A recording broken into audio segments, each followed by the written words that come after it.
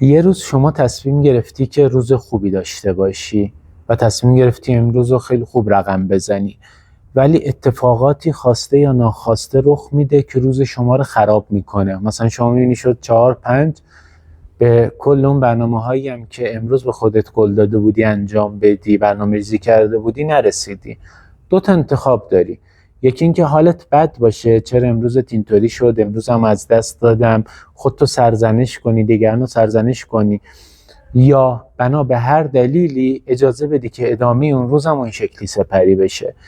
دومین انتخاب که انتخاب عده خیلی محدودی هست، اینه که بگی که اوکی، صفر، همین لحظه یه شروع دوباره است. من از این لحظه که الان 4، 5، 6، 10 شبه تصمیم میگیرم که به اندازه فرصتی که از امروزم باقیه ادامه روزم و اونطوری زندگی کنم که دوست دارم.